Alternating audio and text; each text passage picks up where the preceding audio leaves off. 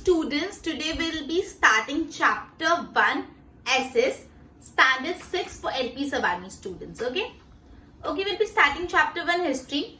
To start with, first thing we should know, हम लोग कोई भी इवेंट के बारे में स्टडी करते हैं. सपोज आज के न्यूज़पेपर में आपने कुछ पढ़ा, 2 दिन बाद आप किसी को ये बात बता रहे हो, आप क्या बोलते हो? मैंने 2 दिन पहले न्यूज़पेपर में ऐसा पढ़ा था कि यहाँ पे ऐसा ऐसा केस हुआ है. ठीक है, तो आज अगर आप कुछ चीज रीड कर रहे हो, आज आपके साथ कोई चीज हो रही है, वो 1 दिन बाद, 2 दिन बाद, 10 दिन बाद, 15 दिन बाद, 1 साल बाद, 2 साल बाद, 3 साल बाद क्या हो जाएगा? पास्ट. वो क्या हो जाएगा? पास्ट हो जाएगा.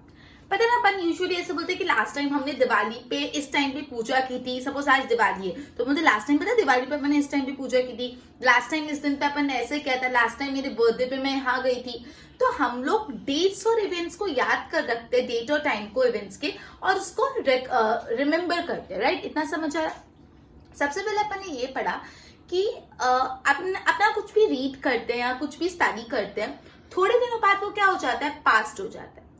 फिर बोला अपन अपनी जो भी डेट्स और जो भी इवेंट्स हुए हैं उस दिन पे वो रिकॉल करते हैं on the same day next year या उसके थोड़े साल बाद. Right, photographs in detail into help to know about the past. अब पास्ट के बारे में जानने किससे अच्छे से पता चलता है? फोटोग्राफ से, डिटेल्ड इन्फॉर्मेशन. सपोज आज आप आपने गैलरी में स्क्रॉल करते करते एक पिक्चर देख रहे हो तो आपको याद है यार ये फोटो मैंने आज से 1 साल पहले इस टाइम पे इस समय ली थी. ठीक है, आप कोई फोटो देख रहे हो, आपके घर में पुराने एल्बम्स पड़े, आप वो एल्बम निकाल के देख रहे हो तो आपको याद आ रहा है कि यार ये बचपन का मेरा फोटो है. या तो आपके पास कोई पुराना न्यूज़पेपर हाथ में आया, न्यूज़पेपर में हमने कोई ऐसा इवेंट पढ़ा जो बहुत बड़ी ब्रेकिंग न्यूज थी, तो आपने देखा यहाँ पे इस टाइम पे ये इवेंट हुआ था. तो बेसिकली फोटोग्राफ से अपन को पास्ट के बारे में डिटेल इंफॉर्मेशन मिल पाती है. क्लियर?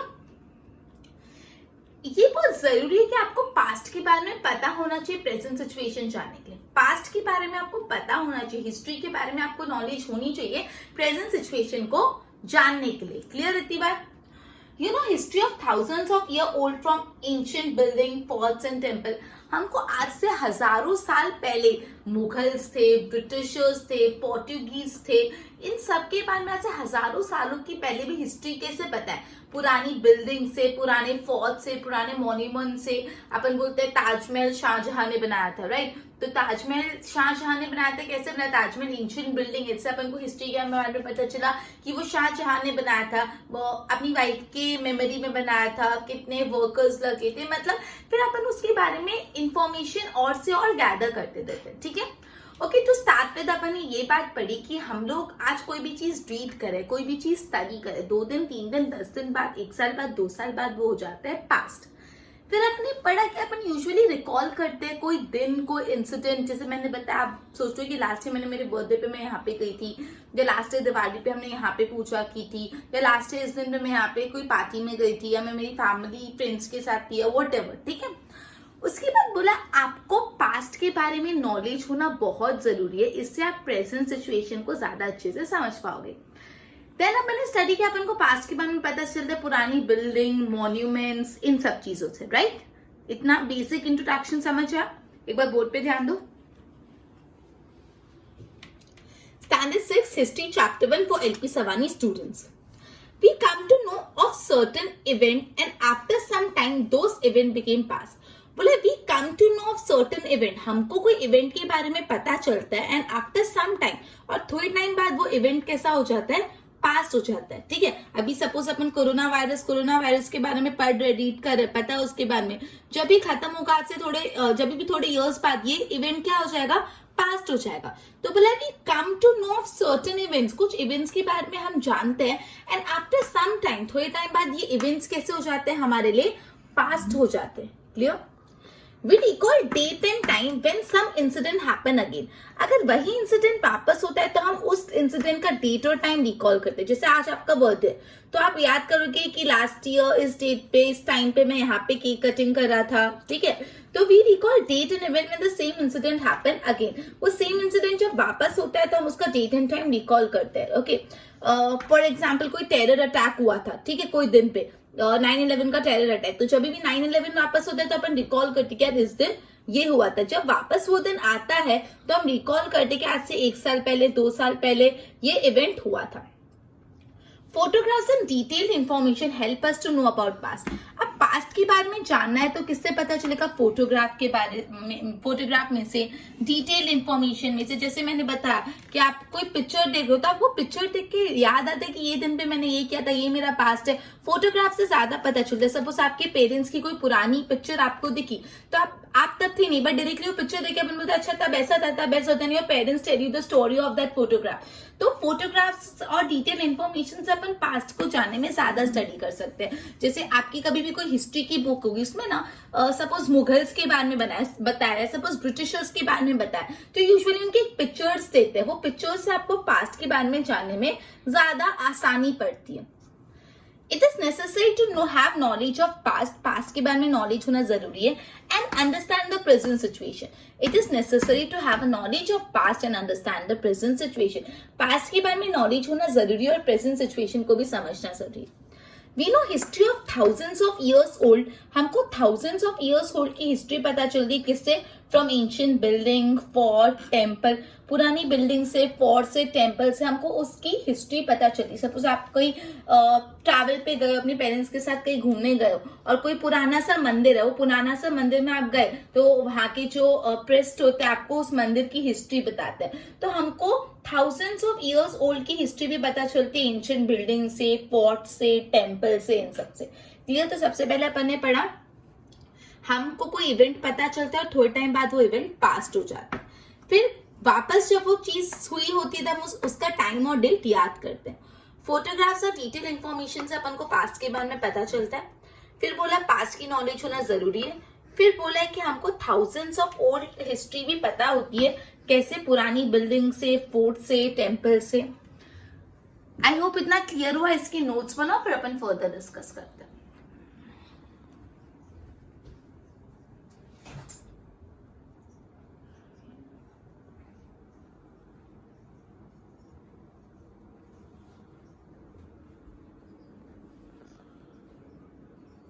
कुछ पीपल के पास, कुछ लोगों के पास पुरानी पेंटिंग्स, पुराने कॉइन्स, पुराने फोटोग्राफ, उन सब का कलेक्शन होता है, राइट? अब जो मैं बोल रही इंपॉर्टेंट है, ध्यान से सुनना। दिसंबर 2000 में बहुत सारे न्यूज़पेपर्स ने अलग अलग आर्टिकल्स पब्लिश किए थे अलॉन्ग विद द फोटोग्राफ। वो आर्टिकल्स और फोटोग्राफ किस चीज के थे? वो आर्टिकल्स और फोटोग्राफ 20th सेंचुरी में जो भी इवेंट्स हुए थे उस बेस पे थे। और इसको ये बहुत फेमस हुआ था एज मिलेनियम गैलरी। तो मिलेनियम गैलरी क्या है याद रखना। दिसंबर 2000 में बहुत सारे न्यूज़पेपर ने, मोस्टली बहुत न्यूज़पेपर ने अपने न्यूज़पेपर में एक आर्टिकल्स छापे थे और फोटोग्राफ रखे थे। वो आर्टिकल और जो फोटोग्राफ थे 20th सेंचुरी में जो इवेंट्स और इंसिडेंट्स हुए उनके बारे में थे और ये बहुत फेमस हुआ था इस millennium gallery. This is important. Millennium gallery क्या है? तो इसमें ये जो आर्टिकल्स प्रिंट होते हैं, इस आर्टिकल में 20th सेंचुरी में जो भी इवेंट हुए, जो भी इंसिडेंट हुए, उसके बारे में लिखा गया था और ये बहुत फेमस हुआ था इस millennium gallery. Clear? Okay, since history is very ancient, we are always eager to know what people were eating. अब हिस्ट्री बहुत पुरानी जो हिस्ट्री होती है उसमें ना लोग बहुत इंटरेस्ट होते थे कि पुराने जमाने में लोग क्या खाते थे, कैसे कपड़े पहनते थे, कैसे घर में रहते थे, उनकी डेली लाइफ एक्टिविटी क्या थी। ऑब्वियसली अपन जैसा फूड ईट करते वैसे हिस्ट्री में नहीं ईट किया जाता था। अपन जैसे घरों में रहते वैसा नहीं होता था। अपन का जो डेली रूटीन होता है वैसा नहीं होता था। तो हिस्ट्री इतनी पुरानी इसलिए we are always very much eager to know कि एंशिएंट टाइम में what do people eat, what do they wear, what were the activities carried by them, in what kind of houses they live. ये जानने की हमेशा हमें बहुत उत्सुकता होती है। क्लियर? तो अब मैंने ये पढ़ा। सबसे पहले यहाँ पे जो इंपॉर्टेंट पॉइंट है ना वो एक तो मिलेनियम गैलरी। ये स्लाइड का सबसे इंपॉर्टेंट पॉइंट है millennium gallery. Millennium gallery 20th century के जो भी इवेंट्स और इंसिडेंट्स हैं उसको दिसंबर 2000 में पब्लिश किया था बहुत सारे न्यूज़पेपर में, जिसको बोलते हैं मिलेनियम गैलरी, राइट? फिर अपन ने पढ़ा कि हिस्ट्री बहुत पुरानी होती है। History is very ancient, so people are always interested to know. लोगों को ये जानने में बहुत इंटरेस्ट होता है कि पुराने जमाने में लोग या एंशिएंट टाइम हिस्ट्री में व्हाट डू पीपल ईट, लोग क्या खाते थे, कैसे कपड़े पहनते थे, किस टाइप के घर में रहते थे, उनकी डेली लाइफ रूटीन क्या थे। क्लियर? एक बार बोर्ड पे ध्यान दो। Some people have collection of old painting, photograph, coin. कुछ लोग होते हैं उनके पास पुरानी पेंटिंग का कलेक्शन होता है, फोटोग्राफ्स का कलेक्शन होता है, कॉइन का कलेक्शन होता है। In 2000 दिसंबर में most newspaper publish various articles with photographs on incident and event of 20th century which became famous as Millennium Galley. 2000 दिसंबर में most newspaper publish various articles उन्होंने पब्लिश किए with photographs and incident photograph an incident and event of 20th century which became famous as Millennium Gallery. Since history is very ancient, history बहुत पुरानी, we are always eager to know what people were eating, लोग क्या खाते थे, what they were wearing, in which type of house they live, and what were the activity that were the part of their daily life, what were the activity that were the part of their daily life. So people were always interested to know these details. Okay, एक बार इसके notes बनाओ फिर अपन further करते हैं.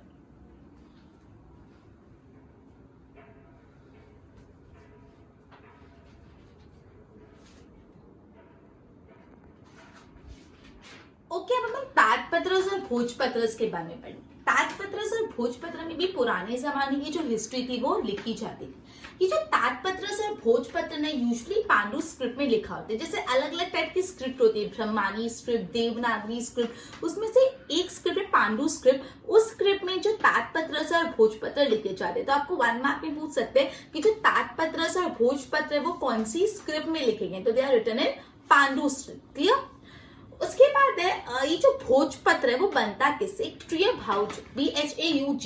भाउज जो tree है उसके skin में से भोजपत्र बनता है. जो भोजपत्र, जो एक पत्र होता है, किसे होता है जिसपे अपन लिखते हैं, ये जो भोजपत्र किससे बनता है. भोजपत्र बनता है from the skin of the tree name भोज. ठीक है, भोज नाम का एक ट्री है जिसके स्किन में से भोजपत्र बनता है. तो again this could be asked in 1 mark की भोजपत्र किससे बनता है. This made from the skin of the tree name भोज. ठीक है.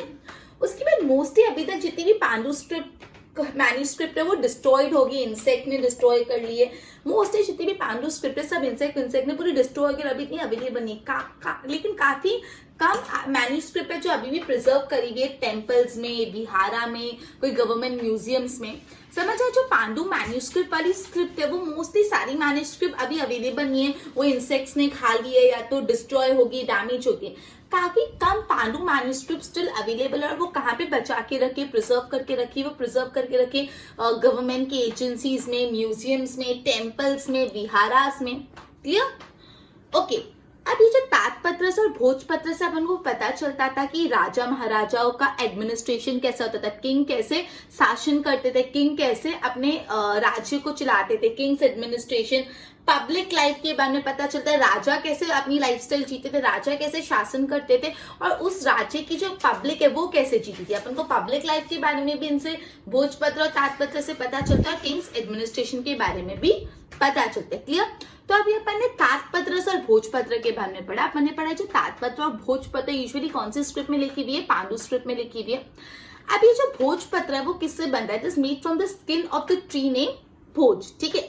मोस्टली जो पांडु स्क्रिप्ट की मैन्यूस्क्रिप्ट है वो इंसेक्ट्स ने डिस्ट्रॉय कर लिए. काफी कम अभी मैन्यूस्क्रिप्ट प्रिजर्व है जो टेम्पल्स में है, विहारास में, गवर्नमेंट एजेंसीज में. क्लियर.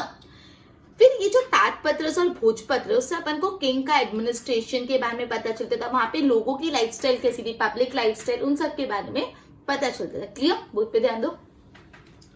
ताडपत्र एंड भोजपत्र. ताडपत्र एंड भोजपत्र are manuscript written mostly in Pandu script. They are manuscript written in Pandu script. Bhojpatra are made from the skin of tree named Bhoj. Bhoj नाम के एक ट्री से बनता है.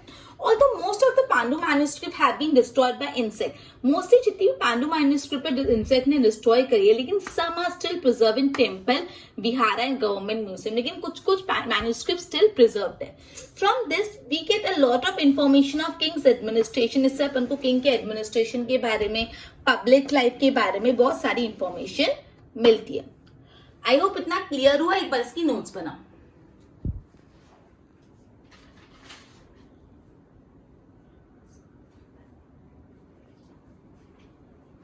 ओके. अब अपन पढ़ रहे हैं रिकॉर्ड्स एंड स्टोन इंस्क्रिप्शन. अब बोला है कि एंशियंट टाइम में जो राजा महाराजाओं ने अचीवमेंट की थी, अचीवमेंट मतलब सपोज कोई जंग जीत के आए या कुछ चैरिटी की, जो भी राजा महाराजा अचीवमेंट करते थे, उनके जो अचीवमेंट होते थे, फिर जो ऑर्डर्स होते थे राजा महाराजाओं ने जो इंस्ट्रक्शन ऑर्डर दिए थे, फिर जो ट्रिटी साइन करते थे, जो दूसरे स्टेट्स के साथ, दूसरे टेरिटरी के साथ ट्रिटी साइन करते थे, वो सब स्टोन पे लिखा जाता था. मेटल स्टोन या तो मेटल की प्लेट्स पे लिखा जाता था. ठीक है. तो पुराने टाइम में जो भी राजा महाराजाओं ने अचीवमेंट किए, जो भी राजा महाराजा ऑर्डर्स पास कर रहे हैं, जो भी राजा महाराजा दूसरे टेरिटरी के साथ ट्रिटी साइन करके आए, मतलब अग्रीमेंट कोई करके आए कोई, वो सारी चीजें कहाँ पे लिखी जाती थी, स्टोन या तो मेटल के प्लेट्स पे लिखी जाती थी। ये स्टोन और मेटल के प्लेट्स को ही बोला जाता है स्टोन इंस्क्रिप्शन, ठीक है। स्टोन या मेटल के प्लेट पे जो लिखा जाता था उसको कार्व, लिखा मतलब पूरा घड़ा जाता था, कार्व करा जाता था, उसको पेन से ऐसे नहीं लिखा जाता था, उसको पूरा इसके अंदर कार्विंग की जाती थी, स्टोन पे कार्विंग या तो मेटल पे कार्विंग की जाती थी। और वो स्टोन और मेटल की कार्विंग जिसको हम स्टोन इंस्क्रिप्शन बोलते हैं, वो आज तक एग्जिस्ट है। जो दिल्ली में नेशनल म्यूजियम है, national archive museum of Delhi, आज तक national archive museum of Delhi में आपको ये स्टोन इंस्क्रिप्शन अवेलेबल होंगी, ठीक है। अभी अपन ने सेकंड, पहले अपन ने ताडपत्रस और भोजपत्रस के बारे में पढ़ा था, अब अपन ने सेकंड ये पढ़ा stone inscription of ancient time. बोला है कि जो भी किंग्स के ग्रेट अचीवमेंट थे, किंग्स के जो ऑर्डर होते थे, किंग के जो ट्रीटीज होते थे विद अदर टेरिटरीज, ये सारी चीजें स्टोन या मेटल के प्लेट्स पे कार्व की जाती थी, स्टोन या मेटल के प्लेट्स पे लिखी जाती थी, घड़ी जाती थी, कार्व की जाती थी, ठीक है। स्टोन या तो मेटल के जो प्लेट्स होते हैं उस पर कार्व की जाती थी। तो ये जो स्टोन और मेटल के प्लेट्स पे कार्व की जाती थी इसको बोलते हैं स्टोन इंस्क्रिप्शन। और ये जो स्टोन इंस्क्रिप्शन है आज तक हमको दिल्ली की जो नेशनल आर्चिव म्यूजियम है वहां पे अवेलेबल। अब अपन ताडपत्रस के बारे में पढ़ा, भोजपत्रस के बारे में पढ़ा, फिर अपन ने स्टोन इंस्क्रिप्शन के बारे में पढ़ा। अब अपन पढ़ रहे हैं वेसल्स, ऑर्नामेंट, टूल। अब जब एक्सकेवेशन होता है, आपको एक्सकेवेशन मतलब पता है, जो पुराने जमाने की चीजों को ढूंढने के लिए खोदकाम करते, जमीन का खोदकाम करते और नीचे जो चीजें घड़ी हुई है उसको निकालते हैं और उससे पता लगाते कि यहाँ पे पहले कौन रहता था, उस जगह की हिस्ट्री के बारे में।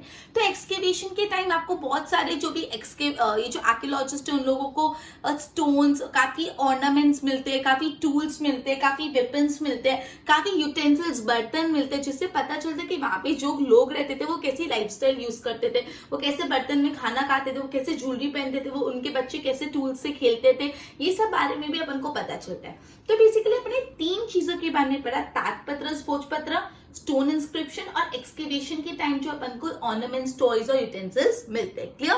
अभी अपन ने बेसिकली पढ़ा about stone inscription. Stone inscription मतलब जो भी किंग के अचीवमेंट्स होते थे, उनके ऑर्डर्स होते थे, जो ट्रीटीज होती थी, वो सब स्टोन या तो मेटल के प्लेट्स के पे कार्व कर देते थे। और ये इंस्क्रिप्शन आज तक अवेलेबल है नेशनल आर्चिव्स ऑफ दिल्ली म्यूजियम में, ठीक है। फिर अपन ने पढ़ा यूटेंसिल्स, ऑर्नामेंट्स। तो जब एक्सकेवेशन के टाइम अलग अलग यूटेंसिल्स, ऑर्नामेंट्स और टॉयज मिलते हैं, जिससे अपन को पता चलता है लोग वहां पे कैसी लाइफस्टाइल जीते थे। क्लियर? बहुत पे ध्यान। Records and stone inscription. In ancient time, incidents like achievement of king, writing of order, treaties with other state were carved on stone और metal plate पे उसको carve करते थे। These metal plates and stone writing को हम लोग क्या बोलते हैं? Inscription. ये जो metal plates पे लिखते थे या तो stone पे लिखते थे उसको क्या बोलते हैं? Inscription. And this existed even today. आज तक ये available है and are preserved in archives such as National Archive of India. National archive of Delhi, यहाँ पे आज तक आपको ये इंस्क्रिप्शन मिलेंगे। फिर अपन ने वेसल्स, ऑर्नामेंट्स, टूल के बारे में पढ़ा। जब एक्सकेवेशन करते, मैंने आपको पहले एक्सकेवेशन किया, जो भी जमीन के नीचे नीचे नीचे नीचे पुरानी चीजें खोदना।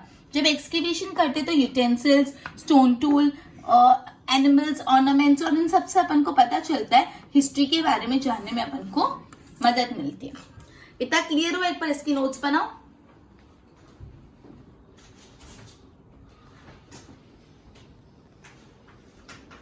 तो अभी तक जितना भी पढ़ा उसको सम अप कर देते। आज अपन ने सोर्सेज ऑफ हिस्ट्री के बारे में पढ़ा। अपन ने पढ़ा कि अपन आज कोई इवेंट के बारे में पढ़ते, थोड़े दिनों बाद, थोड़े सालों बाद, थोड़े महीनों बाद वो इवेंट कैसा हो जाता है अपने लिए पास्ट होता है। फिर अपन नेक्स्ट टाइम जब वो सेम इवेंट रिपीट होता है तो अपन को याद आता है कि इस डेट पे, इस टाइम पे ये सेम इवेंट रिपीट हुआ था, ठीक है। अपन को हिस्ट्री के बारे में जानना बहुत जरूरी है, जिससे अपन को पास्ट के बारे में अपन स्टडी कर पाए, प्रेजेंट सिचुएशन भी जान पाए। फिर अपन ने मिलेनियम गैलरी के बारे में पढ़ा था, which is very important. Again and again बोलू, this is important. Millennium gallery, millennium gallery क्या है? दिसंबर 2000 में जो भी न्यूज़पेपर थे उन्होंने आर्टिकल्स पब्लिश किए थे अलॉन्ग विद द फोटोग्राफ। वो आर्टिकल्स में जो भी 20th सेंचुरी के इंसिडेंट्स और इवेंट थे वो मेंशन किए गए थे और इसको कलेक्टिवली बहुत फेमस हुआ था इस मिलेनियम गैलरी। क्लियर? उसके बाद ताडपत्रस एंड भोजपत्र पढ़ा। अपन ने पढ़ा ताडपत्र और भोजपत्र भी एक सोर्स है हिस्ट्री के बारे में जानने का, और ये यूजुअली पांडु स्क्रिप्ट में लिखा गया था। जो भोजपत्र है वो कहां से मिलता है? जो भोजपत्र है वो skin of the Bhoj tree के स्किन से अपन को भोजपत्र मिलता है। क्लियर? अब पढ़ा कि जो भोजपत्र और तातपत्र मतलब जो पांडु स्क्रिप्ट की मैन्यूस्क्रिप्ट में मोस्टली इंसेक्ट्स खा गए, काफी कम है जो आज टेम्पल्स, विहारास और नेशनल म्यूजियम्स में, गवर्नमेंट म्यूजियम्स में अपन को मिलती है। क्लियर।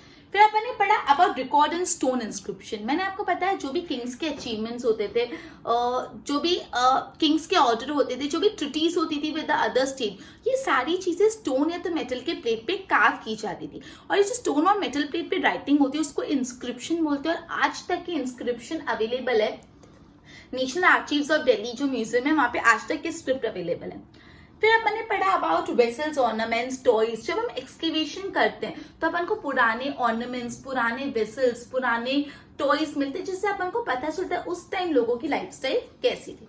इतना क्लियर हो? आज का लेक्चर अपना इधर ही सम अप करते, एक बार बोर्ड पे देके नोट्स बना लो।